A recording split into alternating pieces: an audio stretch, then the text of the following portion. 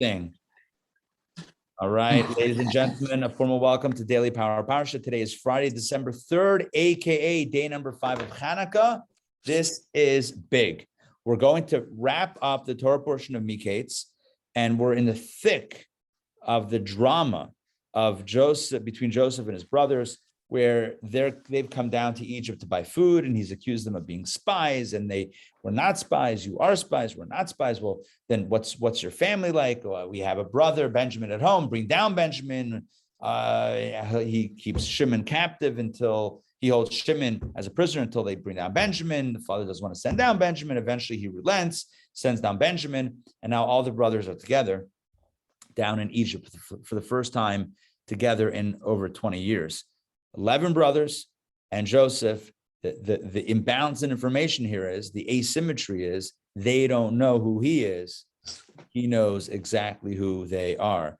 And hijinks ensues. Okay, so I'm going to share my screen and take you to, just to give you bearings of where we are. This is Mikeitz. This is reading number 6, right, for Friday. And we are up to chapter 44. Okay, what happened in the preceding verses, which we covered yesterday, is that the brothers came down with Benjamin and they returned money that had been returned to their bags the first time they came down. They paid for food and they got the food in their bags. And when they went home, or when they stopped along the way, they realized that the money was back in the bags, and they started panicking. They came back down to Egypt, and they got pulled in directly into Joseph's house. They thought, that's it, they're done, they're finished. And they said, no, we didn't do it, we didn't steal it, we have the money to return. And the fellow who was running the household said, what are you talking about? Keep the money. God gave you a gift. No worries, you're fine. They sit down to eat, and there's a lavish meal, and they're all sitting down, right? They all sat down. Joseph sat them according to the correct age, and they brought them large food and everything. Benjamin got more, 5 times as much, and they drank and became intoxicated with him. So it was good. At this point in the story, it's good. The brothers are happy. They came down to buy food a second time. They're getting wined and dined by none other than the viceroy himself, who they don't know is their brother Joseph. Genesis chapter 44, let's jump in. Then he, Joseph, commanded the overseer of his house, saying the following: fill the men's sacks with food, as much as they can carry, and put each man's money into the mouth of a sack. Once again, the same spiel. Give them the food and sneak in the money back into their bags. But listen to the twist. And my goblet, the silver goblet, that was the goblet that he officially pretended to use as a divining goblet, like a sorcery cup or whatever it was, which he didn't practice sorcery. He was a Jew. He was a Jewish kid, not a kid anymore. He was a Jewish man who was connected with Hashem. But he had the silver goblet that was like officially his secret weapon. My goblet, the silver goblet, not just any goblet, the silver goblet, my goblet, put into the mouth of the sack of the youngest, Benjamin. Sneak my goblet into the bag of Benjamin, and also put there his purchase money. And he did, the overseer of the house did according to Joseph's word, which he had spoken. Let's continue. So the morning became light.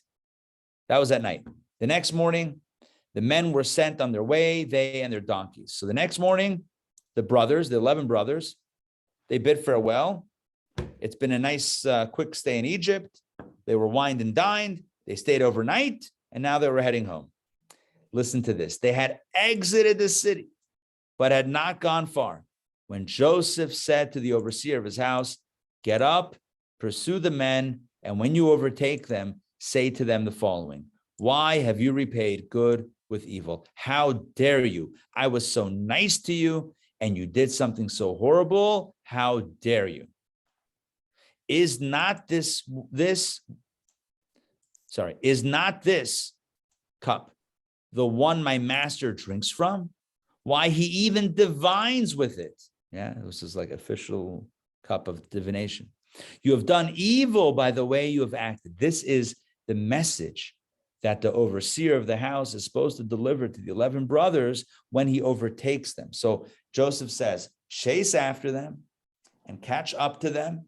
And when you catch up to them, say, how dare you repay Joseph or the viceroy's kindness with horrible, horrible actions. How dare you take his cup? Okay. That's what happens. He overtook them and he said these words to them. He delivered the message.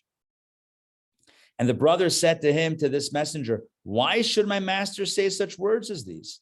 Why are you accusing us? Far be it from your servants to do a thing like this. We would never do something like this. We would never.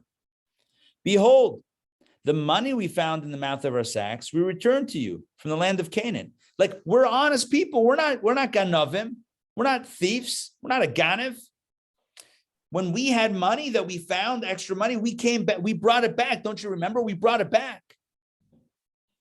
So how could we steal from your mouth, from your master's house, silver or gold? How could you accuse us of stealing? It's like, imagine you're invited to the White House, and on the way out, the president says to one of the, put the silver spoon into the bag of one of the guys, and then they sends the Secret Service or whatever it is to catch up with them. So they say, what do you mean? We're honest people. We demonstrated our honesty by returning the money that we found. So how could we possibly have stolen from the house of your master silver or gold? And then they go further. Whichever one of your servants with whom it is found, if you do find it, that person shall die, and also we will be slaves to my master. And he said, now indeed, so it is as you have spoken. Okay? That deal is a deal. But the one with whom it is found shall be my slave, and you shall be cleared, with one caveat. I'm not looking to kill anybody. I'm not looking to imprison all of you. Whoever is the guilty party, they shall be a slave, and everyone else can go home. So the offer was, you'll never find this silver goblet with us. We didn't steal it. And if you find it with one of us, you can kill him and keep us all as slaves. And he says, you know what?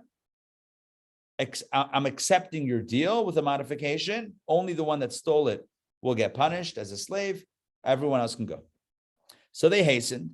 And the brothers were confident. I mean, they knew no one had stolen anything. That was ludicrous. So they moved quickly, and each one lowered his sack to the ground because they had them up on the camels and the donkeys, whatever. So they took off they unloaded the luggage, like when you drive with the roof rack. They unloaded the luggage, put it on the ground, and each one opened his bag, his luggage, for inspection. He searched.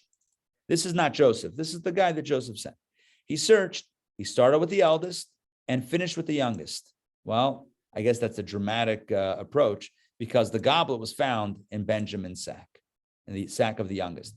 So 1, 2, 3, 4, 5, 6, 7, 8, 9, 10, 11 inspections and nothing. And the brothers are probably like, you see, we told you so, you see? And they get to the last kid, the last brother, Benjamin, and what happens? They find it.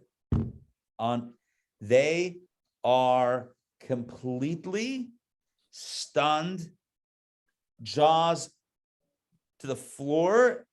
What do you even say? How is it even possible? How is this real life?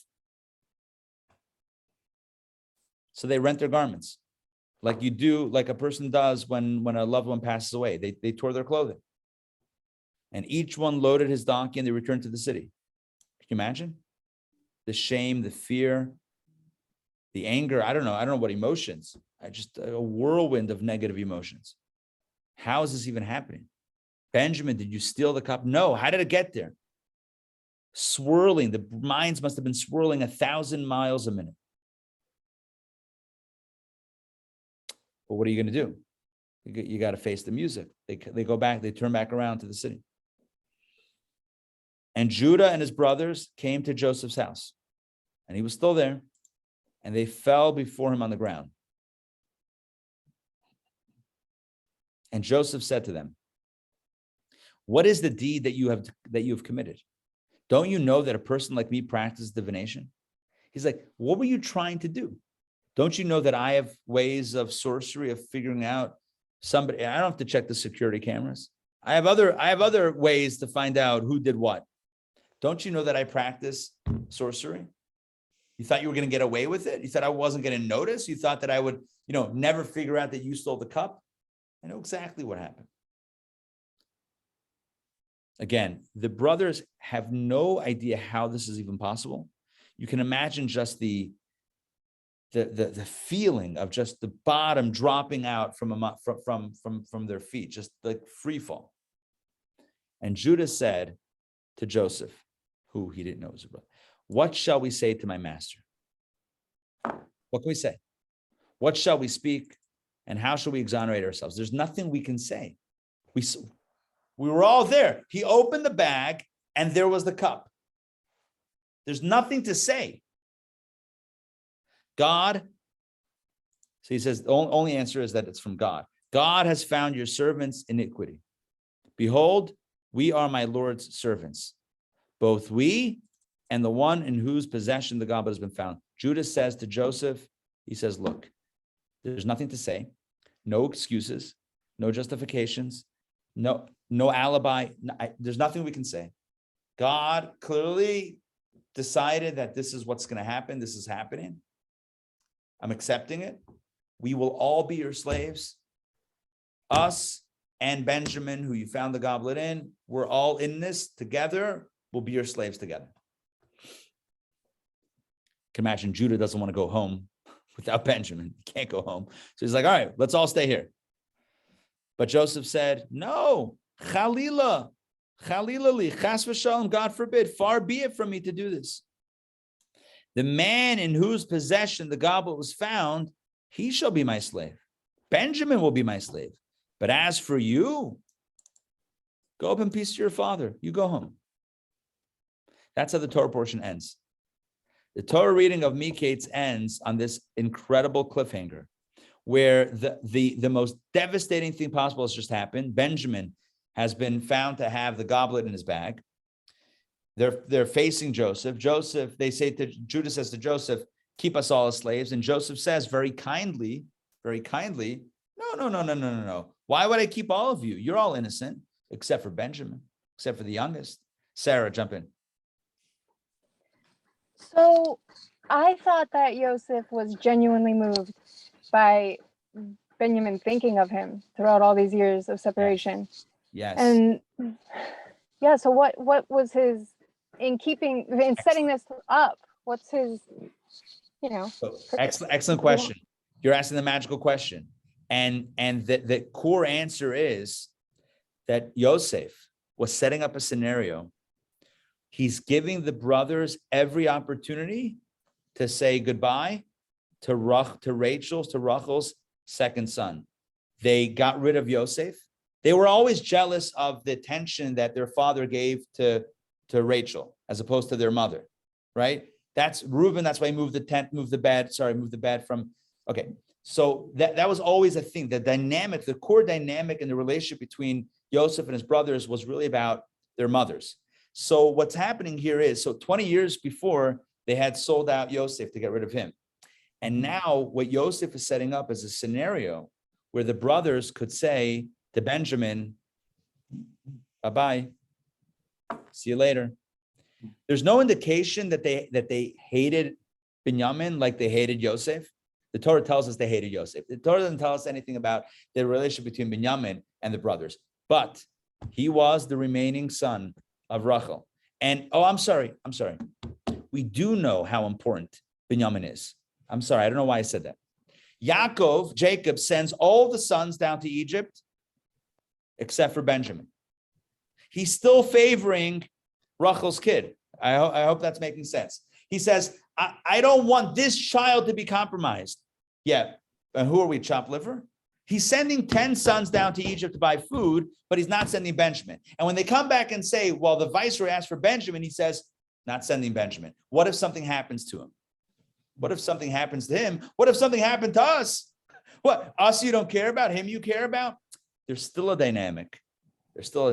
What Yosef is setting up, Yosef was moved. You're right. Yosef was moved and he loved his brother. This was his brother from his mother. He loved Binyamin. This wasn't about Binyamin as much as it was about the brothers.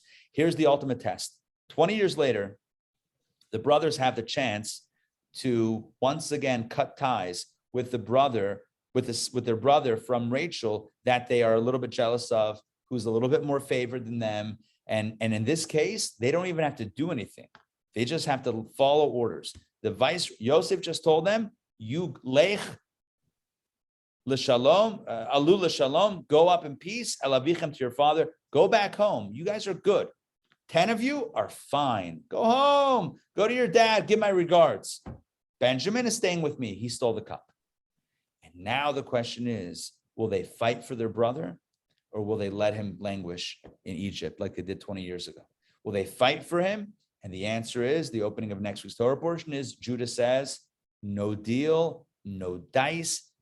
We are not leaving Egypt without Benjamin. If it means we're all going to die fighting, trying, so be it. We are not leaving Egypt. You're telling us go and leave Benjamin? Not happening. And with this, they demonstrated their not only desire, but their readiness to fight for Benjamin.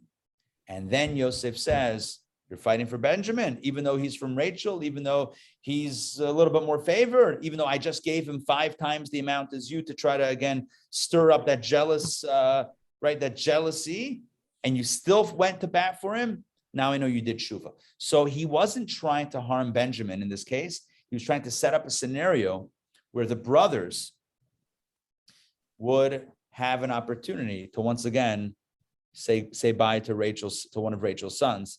And this time they made a different choice, as we'll see in next week's Torah portion. Anyway, does that make sense? Sorry, I couldn't unmute. Yeah. Okay. It explains why he was given more food to stir up that Yeah, anger. right. And explain. Yeah. It explains this piece that I mentioned in my recap when right before we started, right? This last verse of yesterday's reading, or the reading that we did yesterday, Benjamin's portion was 5 times as large as the portion of any of them. He gave Benjamin more stuff. And even though he was the youngest, to try to once again set up a jealousy dynamic, and then see if the brothers would still act with that jealous rage, or have they grown beyond that and are now going to fight for the brother despite jealousy. And they do. And with this, they do tshuva. Because teshuva, as the Rambam says, Maimonides says, is when you have the same opportunity as you had before, but you make a different choice. How do you know? Teshuva means that a person is rehabilitated, so to speak. How do you know? You only know when the same temptation presents itself, but you make a different choice this time. If you take someone, let's say somebody committed a crime, and you put them in a place where they can no longer physically, they can't commit that crime anymore. For whatever the crime is, there's no longer the opportunity. Are they rehabilitated? Are they reformed? How do you know? I mean, they don't have the opportunity. How do you know somebody's changed? When you have the same scenario, the same opportunity, the same temptation, but you act differently, now you know there's change. So he was trying to set up a scenario where the brothers would have a similar type of dynamic. It's Rachel's son, their younger brother, he's being favored, right? Will you sell him out? Will you go to bat for? Will you fight for him? They fought for him. He says, "All right, game's up. The ruse is up. Ani Yosef, I'm Yosef. You've done tshuva. I see you're different. You've changed. We can reconcile." This is how he brings them to the ideal state of tshuva, which is true transformation, where decisions are made differently than before. Okay, so that really takes us to the end of Mikeitz. I'm going to show you. Let me share my screen and tell you what's going on over here. Rabbi, yeah. But like Yaakov really helped too for them to see the need to do tshuva, right? Because he was insistent, that he had to have this remaining, right? I mean, yeah. They knew, though, 20 years prior, how much Yosef meant to their father, okay, and how much his absence would hurt him. Maybe they didn't experience it yet, but they probably could have guessed. But you're right. Jacob told them, you better bring them back. So they had that, they promised, especially Judah. Judah's the one who made the guarantee. So he's stepping up because he made the guarantee. But there's also this idea of tshuva. There's also this idea that they're in a different place than they were 20 years ago. Seventh reading, by the way, is not from this week's Torah portion. It's from the book of Numbers, as you see right here. Numbers 28:9, right here. Numbers. It's the Rosh Chodesh reading. Let's go through it very quickly. We read it Shabbat Rosh Chodesh to tell us, because we read about what they used to bring in the temple, what sacrifices, offerings they used to bring in the temple on Shabbat and Rosh Chodesh. Because this Shabbat, tonight and tomorrow is Rosh Chodesh, Tevet, Rosh Chodesh of the month of Tevet. So Numbers chapter 28, verse 9, and on the Sabbath day, bring 2 unblemished lambs in the first year and 2/10 of an ephah of fine flour as a meal offering mixed with oil and its libation. This is feels like Leviticus/Numbers, right? Discussions. Very different than the narrative in Genesis that we're doing. This is the burnt offering of each Sabbath on its Sabbath, in addition to the continual burnt offering and its libation. So this is the musaf, the additional offering brought on Shabbat. And on the beginning of your months, we call Rosh Chodesh, the beginning of your months, you shall offer up a burnt offering to the Lord, 2 young bulls, 1 ram, and 7 lambs in the first year, all unblemished. 3/10 of an ephah of fine flour as a meal offering mixed with oil for each bull, and 2/10 of an ephah of fine flour as a meal offering mixed with oil for each ram, and 1/10 of an ephah of fine flour mixed with oil as a meal offering for each lamb, a burnt offering with a spirit of satisfaction, a fire offering to the Lord. That means God enjoys us bringing these sacrifices. And their libations, don't forget to pour the liquids, a half a hin of wine for each bull, a third of a hin for each ram, a quarter of a hin for each lamb, wine. All right, wine is at the end. Wine for all these. This is the burnt offering of each new month in its month, throughout the months of the year, every Rosh Chodesh. These are the additional offerings that are brought. And 1 young male goat for a sin offering to the Lord. It shall be offered up in addition to the continual burnt offering and its libation. So on Rosh Chodesh, we read the Rosh Chodesh, and Shabbat Rosh Chodesh, we read the additional offerings for Shabbat and Rosh Chodesh. Finally, the Maftir is the third reading. We have 3 Torahs this week. A third reading from Numbers 7. Numbers 7. It's earlier in the book of Numbers. It talks about the inauguration of the Mishkan, the inauguration of the tabernacle. Each day of the first 12 days of the month of Nisan in the year 2449, when the Mishkan, the tabernacle, was inaugurated, each tribe, represented by their leader, they brought a gift to the Mishkan, a gift to the temple. We read this on Hanukkah because Hanukkah is the holiday in which the Jewish people rededicated the temple. Remember, it was defiled by the Greeks, and then the Jews got it back and they reconsecrated, they rededicated it. So on Hanukkah, we read the reading from the Torah that talks about the original dedication of the tabernacle in the desert in the times of Moses. Rededicate. In fact, Chanukah, the word Chanukah means dedication. Chanukah means dedication. So, for example, if somebody moves into a new house, a party that you would have for a dedication of the house party would be Chanukat Habayit. A housewarming party would be called Chanukat Habayit. Chanukah. It's an inauguration or a dedication. So we read about the dedication the first time around in the temple, and in the Mishkan, in the tabernacle. So Numbers chapter 7, verse 42, on the 6th day of the month of Nisan, the chieftain, and we read this tomorrow because it's the 6th day of Hanukkah. On the 6th day, the chieftain was of the sons of God, Eliasaph, the son of Duel.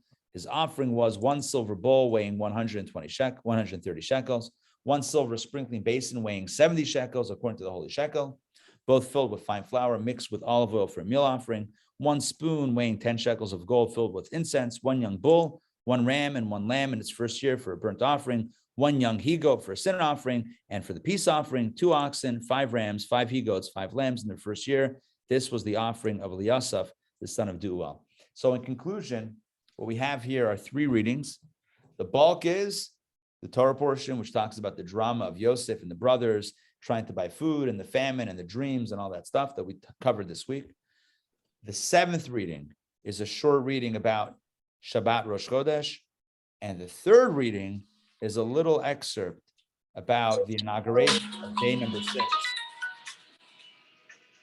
is about the inauguration of the Mishkan of old, back many, many, many years ago, which we read on Hanukkah as we commemorate the rededication of the temple. Okay, today I have to apologize. I do not have time. I have to run. I mentioned before I have to end a little bit early, so 12:45 is my cutoff.